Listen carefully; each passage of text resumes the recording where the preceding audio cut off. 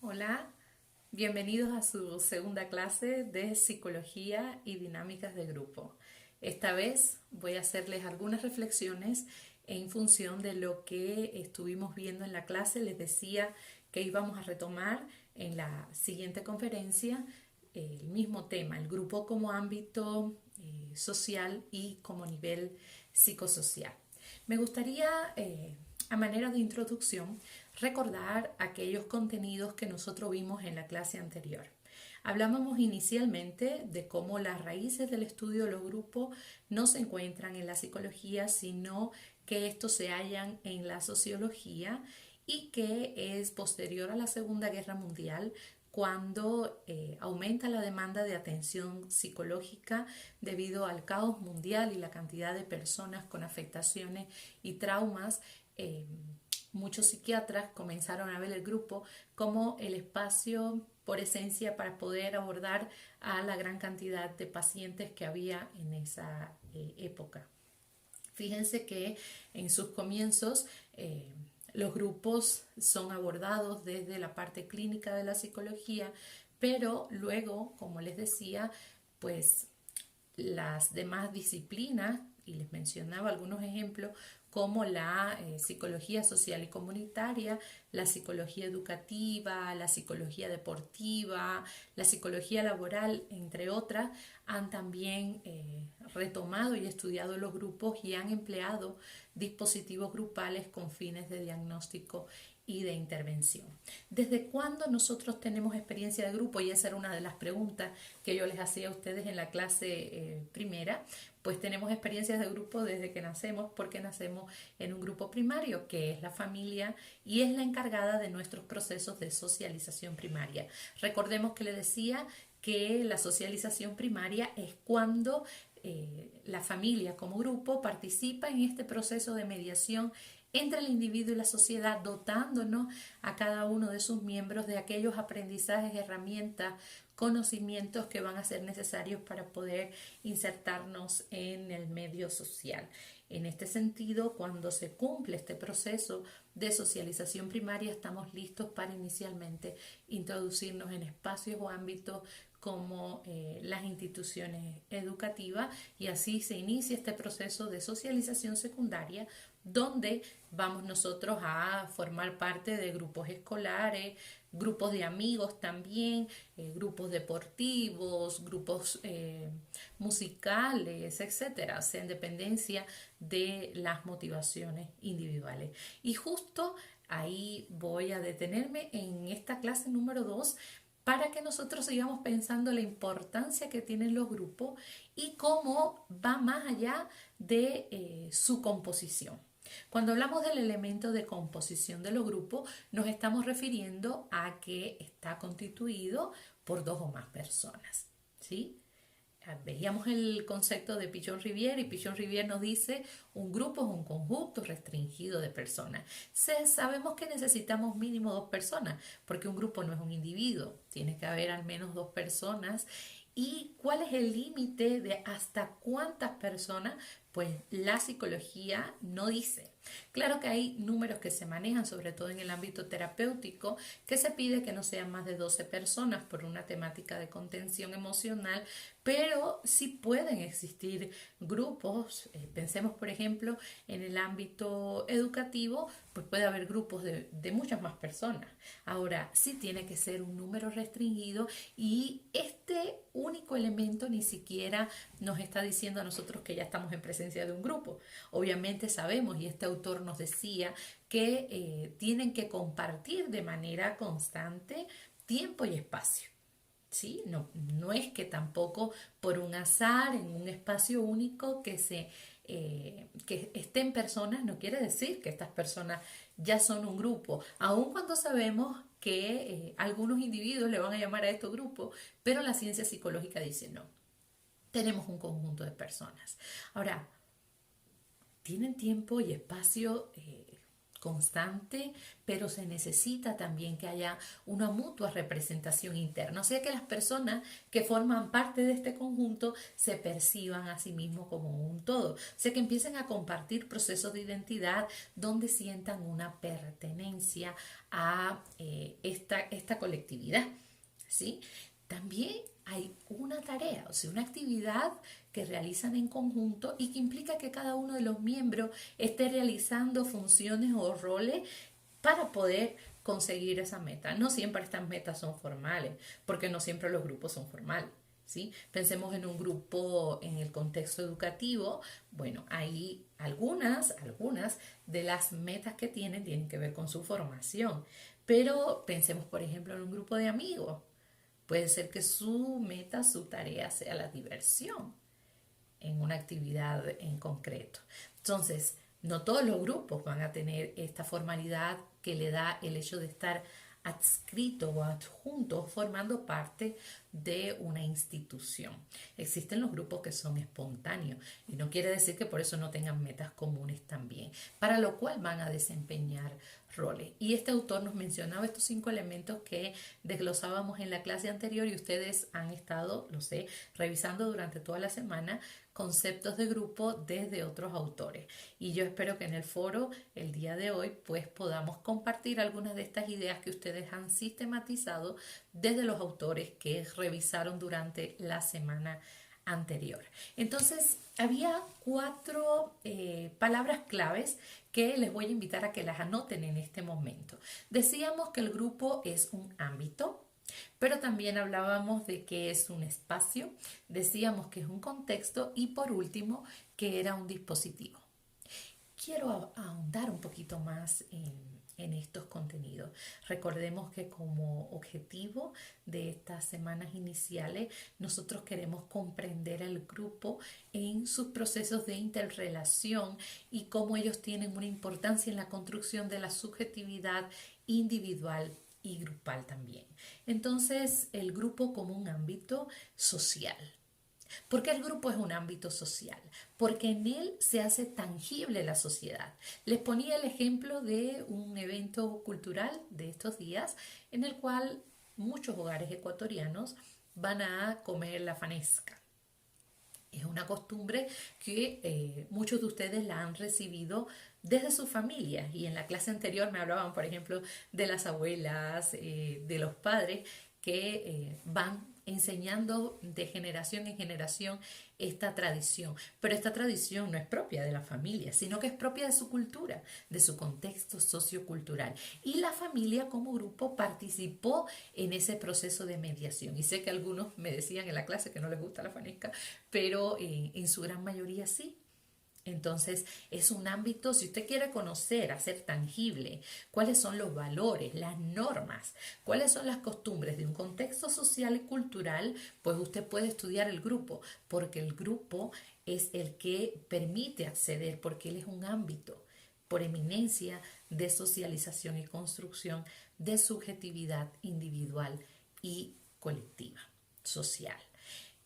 Veíamos también, por ejemplo, que es un contexto, porque asimismo nos va a establecer un marco de referencia que va a expresar o ayudarnos a consolidar cuáles son aquellas conductas que son aceptadas y cuáles no son aceptadas en su contexto social y cultural.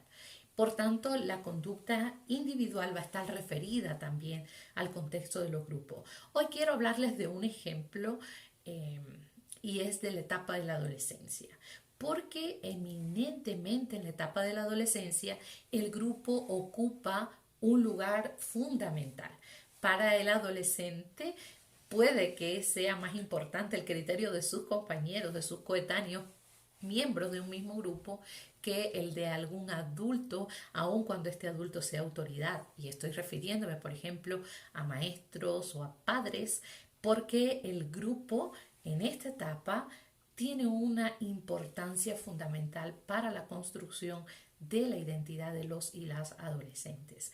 Por eso es que uno puede ver, por ejemplo, en un grupo de adolescentes, y podemos apelar a la memoria también y recordar las experiencias propias de grupo, cómo a veces todos los adolescentes suelen estar con algún tipo de accesorio, dígase peinado, color de cabello, o podríamos hablar también del uso de algún accesorio, de algún gusto por alguna música, y a veces las conductas no son tan aceptadas socialmente y por eso hay grupos de adolescentes que también tienen conductas transgresoras y pueden terminar ingiriendo alcohol, pueden estar consumiendo drogas, pueden estar entrando en algunos tipos de retos que por estos tiempos también el internet mal utilizado pues hace que adolescentes estén corriendo riesgo también, si teniendo conductas de riesgo, y es por el simple hecho de ser aceptados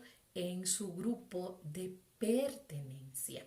Entonces, en la adolescencia nosotros podemos incluso realizar comportamientos que de pronto de manera aislada como individuos nosotros no seríamos capaces de hacer o que puedan entrar en conflicto con valores personales dados desde la familia. Sin embargo, somos capaces a veces de resolver esa disonancia cognitiva que se crea por el hecho de que si no lo hago no soy aceptado en el grupo, y es muy importante el grupo en estas etapas. Entonces espero que sea un ejemplo que nos permita ver por qué en la adolescencia nosotros tenemos comportamientos que están contextualizados a la pertenencia del grupo. Eso lo podemos llevar al resto de etapas de la vida. Era un ejemplo que les estaba poniendo, pero les repito, la conducta individual está referida también al contexto grupal. Y si pensamos, por ejemplo, en nuestros propios comportamientos, no son los mismos cuando estamos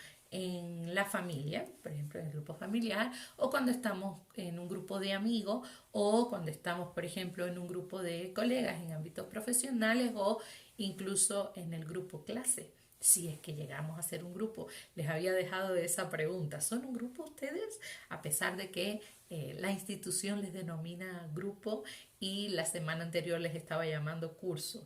Mi expectativa es que sí, que puedan ser un grupo, y es parte de los retos que ustedes tienen. Entonces, la conducta individual está referida al contexto grupal. Por tanto, el grupo puede ser comprendido también como un contexto, y es la segunda palabra clave que les quiero compartir el día de hoy para seguirnos pensando, porque el grupo constituye un ámbito social, pero también un nivel psicosocial de construcción de nuestra subjetividad individual y social. También hay una tercera palabra clave. El grupo es un espacio de construcción de la subjetividad, de lo psicológico, y también es un espacio de expresión. Si vamos a pensar en este enunciado que nos da esta tercera palabra clave, el grupo como espacio, ¿en qué podríamos pensar nosotros? Ya les había hablado al inicio de la clase a modo de introducción y de retomar también lo que vimos en la conferencia número 1, que la familia como grupo primario nos socializa y participa como mediadora en la relación entre el individuo y la sociedad.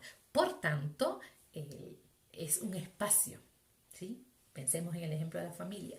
Es un espacio donde la subjetividad individual se construye, pero a la vez es un espacio donde nosotros nos apropiamos de la subjetividad social, o sea, de todas aquellas construcciones identitarias, y les ponía el ejemplo de la costumbre de la fanesca, y podríamos hablar de muchas más que son maneras, expresiones. Les ponía un ejemplo también de los neologismos, o sea, expresiones del lenguaje de acá del contexto ecuatoriano que son creadas acá y que son comprendidas por aquellas personas que se han socializado acá en este contexto, y así en cada uno de los contextos socioculturales donde el grupo está insertado y media el proceso de socialización del individuo. Entonces, la subjetividad individual, ¿dónde se construye?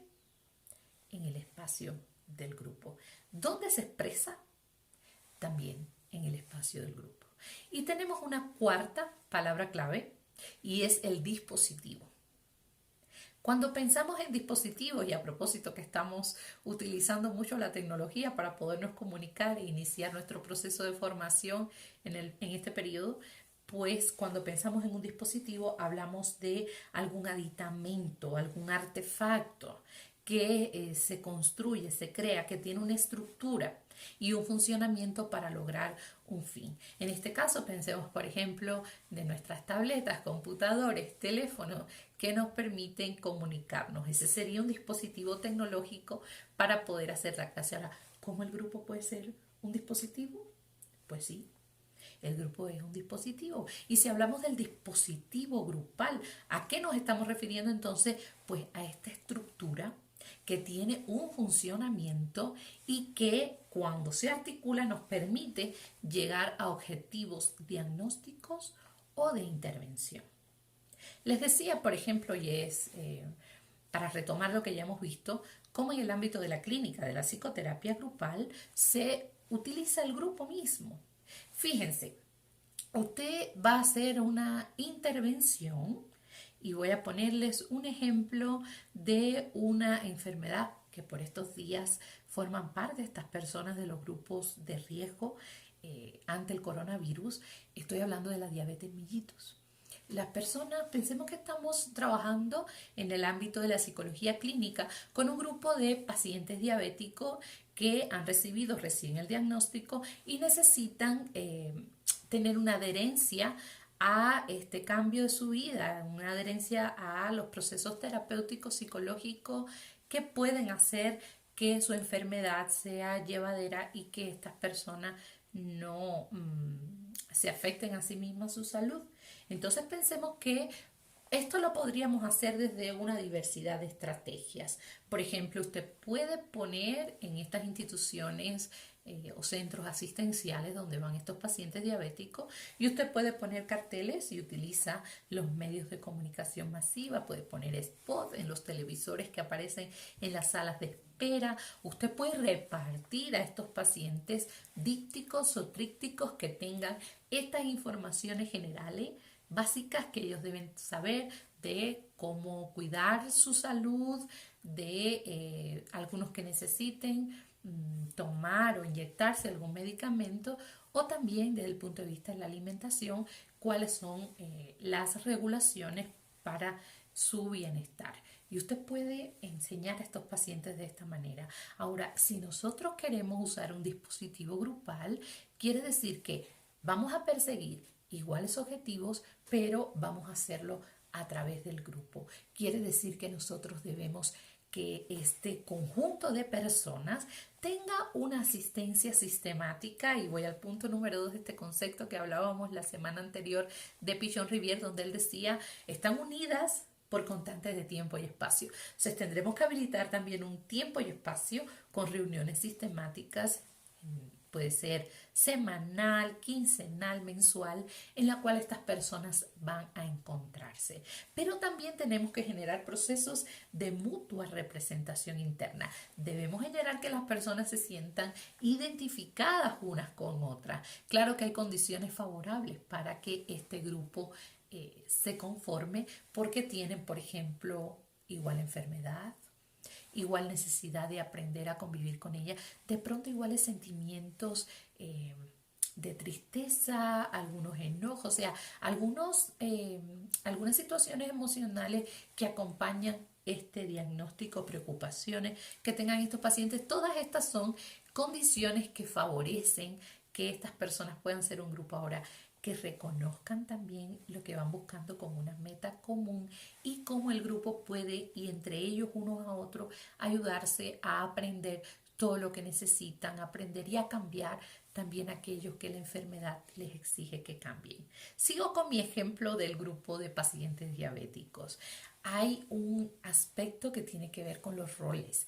Recuerden, Pichon Rivière les decía, se deben dar procesos de asunción y adjudicación de roles. O sea, el grupo le adjudica, espera que una persona o que cada uno de sus miembros desarrolle ciertas actividades o funciones en relación con su tarea, sus objetivos del grupo, y también que cada uno de sus miembros no solo se les adjudica, sino que ellos van también a asumir estas funciones, expectativas, y por tanto tener estos desempeños que el grupo necesita para que puedan conseguir las metas. Entonces, Recuerden, el grupo es con pacientes diabéticos que queremos que tengan una adherencia al tratamiento, que tengan cambios saludables en sus estilos de vida y que puedan realmente superar aquel malestar subjetivo emocional que acompaña el diagnóstico de la enfermedad, pero lo voy a hacer a través del grupo. Por tanto, no solo le quiero enseñar a estos pacientes estos contenidos, sino que también voy a generar esta estructura, porque es un dispositivo, ¿verdad? Voy a generar esta estructura. Quiere decir que la membresía debe tener sentido de pertenencia, deben tener una identidad compartida, identidad grupal social, y también estas personas van a realizar roles interdependientes en función de conseguir los objetivos de su tarea de grupo. Un ejemplo en el cual este grupo ha sido utilizado como un dispositivo.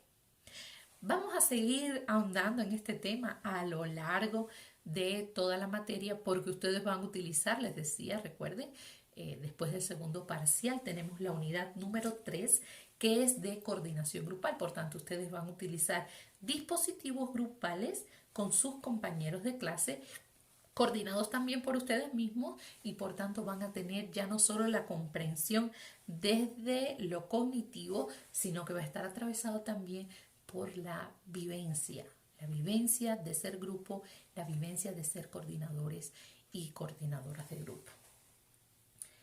Seguimos profundizando un poco más y sé que pueden generar dudas, pero esto de el grupo como ámbito, el grupo como contexto, como espacio y como dispositivo es algo que podemos retomar en nuestra reflexión en la tercera hora de la clase. Recuerden que les voy a estar esperando en línea siempre con nuestro foro para que podamos seguir profundizando en aquello que les genere dudas. También recuerden que ustedes tienen en su ABAC la conferencia está en diapositiva, se llama conferencia número 1.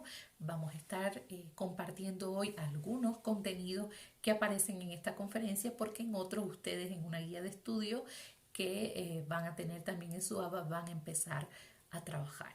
Entonces, estas serían 4 palabras claves que nos permiten a nosotros seguir profundizando en la importancia del grupo, ¿sí? Porque el grupo puede ser comprendido desde estas 4 dimensiones. Entonces, el grupo al que usted pertenece, ese grupo al que usted pertenece se llama endogrupo. Endo, de adentro, ¿sí? Endogrupo. Todos los grupos a los que tú perteneces son endogrupos. Recuerden que les decía, es tu grupo del aquí y el ahora o tus grupos del aquí y el ahora, porque en el presente usted a la vez está en varios grupos. Les ponía ejemplos de grupo. Estás en tu grupo familiar, pero también puedes tener grupos más de uno. Grupos de amigos, grupos, si ustedes pertenecen a algún voluntariado, pues están en un grupo de voluntariado o comunidad, grupo religioso dentro de una comunidad religiosa. O usted si hace deporte, pues está en un grupo de deporte. Si hace algún tipo de arte, está en un grupo de arte, etc. ¿Sí? Entonces, estos grupos de pertenencia son tus endogrupos. Ahora, existen otros grupos en torno. Recuerden que una de las conclusiones importantes de la clase anterior es que la sociedad se compone del conglomerado, ¿verdad? De grupos. Y cada uno de nosotros pertenece a la vez a muchos grupos y ha pertenecido hasta hoy a muchos grupos también que son grupos internos. Pero son mis endogrupos los de pertenencia en los que estoy. Pero existen otros grupos que son de referencia. Estos grupos de referencia, que son los otros a los que yo no pertenezco, pero que están también en el contexto donde yo me desenvuelvo, pero no son mi grupo, o no son mis grupos, sino que son los otros grupos que también están ahí, se les llama exogrupos. Está el endogrupo o los endogrupos donde yo pertenezco. Y está el exogrupo o los exogrupos, que son los otros grupos que están en el mismo contexto social, pero que son grupos de referencia, porque no son grupos de pertenencia. Ahora, hay relaciones específicas y particulares entre los endogrupos y los exogrupos. Endogrupo, exogrupo. Cuando un grupo se está formando, se dan relaciones muy tensas entre los endogrupos y los exogrupos. ¿Por qué razón? Porque la persona está buscando dónde se siente más identificada, con quiénes tiene afinidades mayores, para qué tarea que tiene que desempeñar, cuál es el espacio y con qué sujetos debe juntarse para conformar un grupo. Hay tensiones. A veces estamos en grupos, endogrupos, donde no nos sentimos muy a gusto y empezamos como a mirar también de los exogrupos y aquel que se parezca más a lo que estoy buscando y necesito, pues van a ser exogrupos que me generan a mí interés y me atraen. Son esos grupos que me atraen. Si finalmente decido abandonar mi endogrupo y paso a formar parte de un exogrupo, pues ya ese exogrupo ya no es exogrupo, sino que ese exogrupo comienza a ser mi endogrupo. O sea, mi grupo de pertenencia. ¿Qué va a pasar en el tiempo inicial también cuando las personas están construyendo su identidad grupal? Cuando las personas están identificándose unas con otras dentro del grupo, pues que va a ser muy tensa la relación con el exogrupo, porque va a discriminarlo, ¿sí? Hay un autor en el cual vamos a empezar a profundizar desde la próxima clase y son psicólogos sociales, Tagfeld y Turner. Estos dos autores hablan de este conflicto grande que se empieza a establecer entre exogrupo e endogrupo, porque el endogrupo empieza en una etapa de identificación a fijarse hacia adentro y a discriminar el exogrupo y a plantear ideas positivas del endogrupo que fortalezcan la identidad y a, por el contrario, plantear ideas negativas de los otros grupos, o sea, de los exogrupos, para poder reforzar el nosotros. Es como nosotros y ellos, pero en este nosotros desde lo positivo, ellos desde lo negativo. Entonces, en esta etapa de identificación grupal va a haber una discriminación de los exogrupos y tiene que ver con los procesos de identificación. Si necesitamos construir el nosotros, ver en qué somos buenos, ver cómo este grupo va a satisfacer nuestras necesidades, ver cuáles son a pesar de la diversidad, porque siempre vamos a ser como personalidad únicos e irrepetibles, tenemos una singularidad, pero cuando conformamos grupos, recuerden, necesitamos también construir el nosotros. Eso hace que haya una discriminación exogrupal. Pero cuando el grupo está maduro, pues empieza a estar abierto a la cooperación con los exogrupos. Cooperan si es necesario, porque estamos fortalecidos y estamos orientados a la tarea, y si es necesario no competir con los exogrupos, sino cooperar y colaborar con los exogrupos, pues es un momento de madurez del grupo y el endogrupo colabora con el exogrupo. Y ya luego hay fases de conflicto. Si en algún momento sentimos que este grupo no está satisfaciendo nuestras necesidades, si hay experiencias de falta de liderazgo o si ya la tarea por la cual nos juntamos se cumplió, bueno, pues en este rato empiezan a ser los exogrupos nuevamente de interés para nosotros. Porque ya el endogrupo no satisface mis necesidades, empiezo a mirar desde los atractivos sociales en qué otros ambientes y grupos yo puedo satisfacer estas necesidades, y los exogrupos empiezan a ser sobrevalorados en detrimento de una subvaloración de mi endogrupo. Esto pasa a lo largo de la vida de esta manera. Por eso uno de los autores que vamos a ver en la unidad número 2, que se llama Worschel, desarrolla un modelo cíclico. Porque también él dice, puede ser que el grupo empiece en una fase y termine en otra, pero puede ser que el grupo se da las vueltas varias veces durante su vida, porque es un organismo vivo, por las distintas etapas del desarrollo. Pero siempre va a ser importante que nosotros veamos esta relación, como les decía, endogrupo, exogrupo. ¿Endogrupo quién es? Mi grupo de pertenencia. Exogrupo, aquellos otros grupos que forman parte del contexto social donde mi grupo y yo estamos y que a veces tengo con ellos relaciones tensas de conflicto, ya sea porque le subvaloro, porque le sobrevaloro, y a veces puedo tener relaciones de cooperación, sobre todo si estamos cohesionados y en un momento de madurez grupal. Quiero introducir a Blau. Blau es un sociólogo que desarrolla una teoría del intercambio social. Y este Blau dice ideas muy interesantes. Recuerden que les decía, son los sociólogos los primeros que empiezan a teorizar y a investigar los grupos. Y Blau desarrolla esta teoría de intercambio social y dice que siempre las personas van a buscar satisfacer sus necesidades. Y que hay necesidades que nosotros de manera individual no podemos satisfacer y por tanto necesitamos de otras personas. Estas otras personas también tienen que reconocerse en igualdad de condiciones, o sea que también tienen estas necesidades y que pueden ser satisfechas en este compartir de individuos. Por tanto, el grupo surge para satisfacer necesidades a partir de intereses compartidos por las personas. Ahora, las personas, por tanto, se juntan si el otro, aunque suene un poco utilitarista esta relación, pero las personas se van a juntar con otras porque tienen una expectativa de beneficio. Yo voy a obtener un beneficio de relacionarme contigo. Pero ¿cuándo será grupo? Cuando además tú también vas a tener la expectativa de tener beneficio por relacionarte conmigo. ¿Cuál sería el resultado? Que un grupo tiene relaciones de intercambio equilibrados.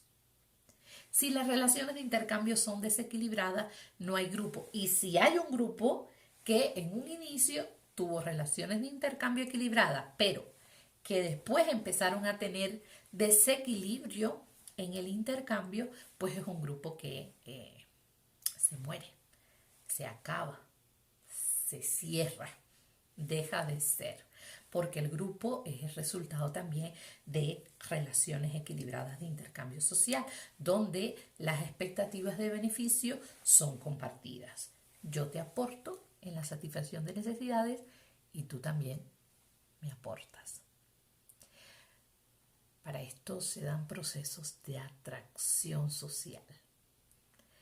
Las personas comienzan a observar en su entorno quiénes tienen aquellos atractivos, o sea, quiénes son las personas que sentimos que son afines a nosotros. Y por eso, por ejemplo, cuando ustedes empiezan una experiencia, y voy a retomar la de la universidad, ustedes empiezan a observar, si no conocen a nadie, qué personas tienen gustos parecidos o cuando intervienen tienen comentarios, criterios, ideas, opiniones parecidas a la suya y esas son personas que comienzan a ser atractivas. Claro que si usted, por ejemplo, es alguien extrovertido que le gusta la fiesta, pues también va a estar mirando quiénes dentro de su curso son personas que le gusta este tipo de actividad, pues esas personas comienzan a ser atractivas. El hecho de que identifico a estas personas y recuerden, relaciones de intercambio, expectativas de beneficio, ¿sí? Estas personas que comienzan a ser atractivas, usted, según Blau, comienza a seducirlas. Comenzamos a seducir, a hacernos notar, a que estas personas se den cuenta de que yo, al igual que usted, tiene estas características, estos intereses similares y por tanto mutuamente, conjuntamente, podemos lograr estos objetivos que son comunes. Entonces, si usted es alguien que le gusta estudiar, que le gusta revisar, pues usted empieza a observar quién en su curso pues también tiene esas características y se hace notar, les seduce. Comienza a compartir todo su saber, sus expectativas de aprendizaje para que esa persona también se fije en usted. Y estos procesos deben ser mutuos y equilibrados para poder conformar el grupo.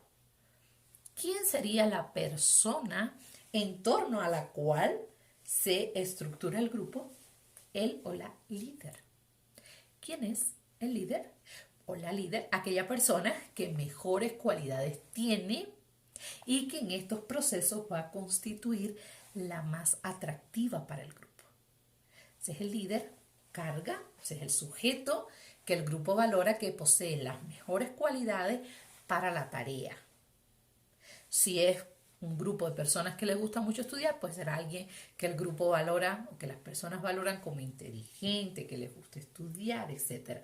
Si es un grupo que quiere armar jaleo y fiesta, pues ¿quién va a ser líder? Aquella persona que tenga muchas ideas y que se desenvuelva y abra estas puertas para poderse divertir a tope, ¿verdad? Entonces va a depender de la tarea y la actividad del grupo. Y las personas o la persona líder es aquella que el grupo valore con las mejores cualidades en función de la tarea o meta o objetivo del grupo.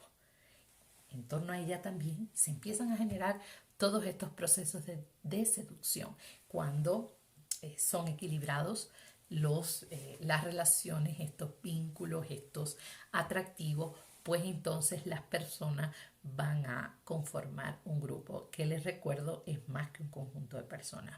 Un grupo también necesita compartir constantemente tiempo y espacio, tener una mutua representación interna, también se junta en función de esta tarea que es común, los objetivos o metas que son comunes, y comienzan a tener procesos de adjudicación y asunción de roles para poder conseguir esa tarea. No es más que aquellas conductas que se necesitan tener, aquellos desempeños para poder conseguir estas tareas que, según Blau, es la satisfacción de necesidades y que se da a partir de los intereses compartidos. Entonces, Por tanto, aquellos grupos que garantizan que sus miembros puedan cooperar entre sí, que también puedan desarrollar todo su potencial espontáneo y creativo, van a ser grupos funcionales. En cambio, aquellos cuyos liderazgos son autocráticos, son grupos que son controladores, que no consideran la posibilidad de cada uno de sus miembros de aportar, pues van a dañar la salud emocional y mental de cada uno de sus miembros. Y aquellos que son periféricos son los primeros que van a abandonar el grupo, empezando a ver aquellos exogrupos que en verdad satisfacen sus necesidades en la actualidad, en detrimento de este grupo al que han pertenecido durante algún tiempo. todas estas ideas vistas hasta el momento refuerzan la importancia que tiene todos los procesos de coordinación grupal, porque parten de la formación en una ciencia que explica cómo el grupo tiene una gran importancia en la configuración de la personalidad y cómo también los individuos de manera aislada no transformamos la sociedad, sino que es necesario hacerlo a partir de la conjunción de fuerzas, de motivaciones y de conductas colectivas que orientan a reales cambios. Pensemos entonces que es muy importante estas ideas que estamos planteando a un inicio de la materia en relación con cómo debemos comprender al grupo como ámbito social, espacio, contexto y también como dispositivo para el diagnóstico y la intervención. Debemos, como psicólogos que estamos accediendo a un conocimiento y en algunas clases posteriores accederemos también a la metodología, debemos reconocer la importancia de favorecer procesos de integración grupal, también favorecer que estos vínculos, estos intercambios sean equilibrados, o sea, que cada uno de los miembros que se inserta en el grupo reconozca que el grupo realmente satisface sus necesidades y por tanto están dispuestos a recibir y aceptar los procesos de influencia que genera todo tipo de agrupación y el propio hecho de reconocerse desde una identidad compartida. También hemos hablado de ideas muy importantes en relación con que exista en el grupo una cohesión, o sea, que las personas sean consideradas valiosas y que estén unidas por una afectividad que permite construir el nosotros. También para esto el liderazgo como un rol importante que ayuda al grupo a que éste pueda lograr su finalidad, sus objetivos, metas que son comunes a todos, este líder preste atención no solo a que la tarea se lleve a cabo, sino que también cada una de las personas esté comprometida, participe y que los roles sean realmente dinámicos y no estáticos, porque si el grupo se estanca, puede comenzar a ser disfuncional. Y si bien hemos dicho, puede ser un espacio para que las personas puedan descubrir y sacar a flote todo su potencial, también puede ser nocivo y dañar procesos de salud mental, sobre todo en sus integrantes. Entonces, con estas ideas que nos colocan nuevamente ante la interrogante que les había dejado orientadas en la tarea número 1, que se cuestionen si en verdad ustedes son un grupo. Podríamos en este rato reflexionar un poco más en estos enunciados. Entonces, como psicólogos accedemos a un conocimiento, luego a unas herramientas que nos permiten comprender y abordar el grupo, y es importante reconocer cómo el grupo es un espacio eminentemente desarrollador y transformación en esta realidad que hemos enunciado como premisa en la materia, que el grupo constituye el mediador en la relación entre el individuo y la sociedad. Y si bien el grupo está conformado por individuos, es más que la suma de las partes, como enuncia la psicología de la Gestalt. El grupo es un todo, es un sistema y es más que la suma de las partes. Y así como el individuo transforma la sociedad a través del grupo, pues la sociedad también nos construye con la intermediación del grupo. Estas serían las ideas iniciales para reforzar esta comprensión del grupo como ámbito social y como nivel psicosocial también. Iniciamos con esta teoría del intercambio social de Blau y posteriormente retomaremos teorías de intercambio social, donde nuevamente van a encontrarse con los conceptos endogrupo, exogrupo, que el día de hoy hemos introducido y hemos reflexionado un poco en cómo se dan los vínculos o la relación endogrupal, exogrupal a lo largo del propio desarrollo de un grupo y cómo lo experimentamos nosotros también. Entonces, recuerden que el grupo surge por esta realidad que nos indica que nosotros no podemos satisfacer ciertas necesidades de manera individual y se necesita de la actividad conjunta, de la conjunción de los esfuerzos de otros individuos que se reconozcan en las mismas categorías y que puedan ver en nosotros aquellos atractivos por los cuales vamos a colaborar en estas relaciones de intercambio, y ambos o todos los participantes del grupo vamos a salir beneficiados y recompensados de este intercambio.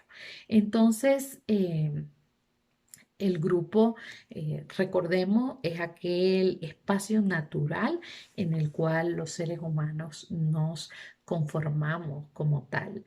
Y si la persona se construye en lo humano porque es un ser social, la psicología dinámica de grupo nos dice que es también un ser grupal y que estamos en grupo a lo largo de toda la vida.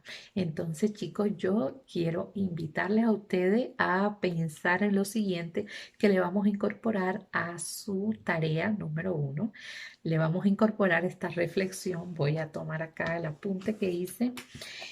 Ustedes van a agregarle reflexiones de la importancia de la constitución del grupo psicológico, y me estoy refiriendo a usted con sus compañeros. ¿Qué importancia tiene que ustedes se constituyan como grupo para satisfacer las necesidades? En la primera clase ustedes hablaron de varias expectativas que tenían y podemos tomarla a la luz de la teoría que estamos viendo, que estas expectativas constituyen necesidades y ustedes van a buscar eso en este grupo, ¿sí? Y estamos hablando de apoyarse, decían algunos, ayudarse, cooperar unos con otros. También hablaban de aprender O sea que hay muchas necesidades que ya están enunciadas en este proceso de formación profesional como psicólogos y psicólogas. Y para eso sería importante que ustedes sean un grupo. Esta reflexión la vamos a agregar al punto número 4 de su tarea. Repito, reflexionen en la importancia de que ustedes se constituyan como un grupo psicológico, para poder satisfacer sus necesidades que ya han sido inicialmente planteadas en esta materia. Seguramente mientras se van satisfaciendo algunas surgirán otras necesidades, pero es importante que lo consideremos y se lo agreguemos a la tarea. Les recuerdo que tenemos ahora a continuación una hora, un poquitito más aproximadamente, para continuar realizando su trabajo autónomo, al cual le vamos a agregar esta nueva interrogante, esta nueva reflexión de la importancia que tiene que ustedes se constituyan como un grupo para satisfacer sus necesidades en esta formación. Y la tercera hora de la clase, como les dije, nosotros tenemos un foro. Les voy a estar esperando en línea, por favor. Es el espacio que tenemos para conversar acerca de lo que ustedes de manera autónoma van construyendo como aprendizaje, también para ver sus dudas, si quieren compartir estas ideas de sistematización y también esta reflexión última a propósito de los contenidos que hemos compartido en la clase de hoy. Entonces, espero que les haya gustado la clase, que les haya parecido dinámica, clara para su comprensión, y les espero, chicos, en la tercera hora de la clase para nuestro foro en línea. Vengan con sus dudas, con su tarea realizada hasta ahora. Hagamos un portafolio de gran calidad. Les recuerdo, la evaluación por ahora es formativa. Algún rato pues estaremos calificando estos trabajos del portafolio. Entonces hoy es una oportunidad, y cada foro de cada día de clase pues es una oportunidad para seguir construyendo de mejor manera el aprendizaje. Un gusto haberlos reencontrado de esta manera de nuevo, y nos vemos a la tercera hora en el foro y en esta vía de nuevo en la próxima semana, próxima clase. Hasta entonces, estudien bastante, motívense, es algo bien bonito lo que estamos aprendiendo con esta asignatura. Les deseo que se cuiden mucho, que estén bien y cuiden mucho a su familia. Hasta luego, chicos.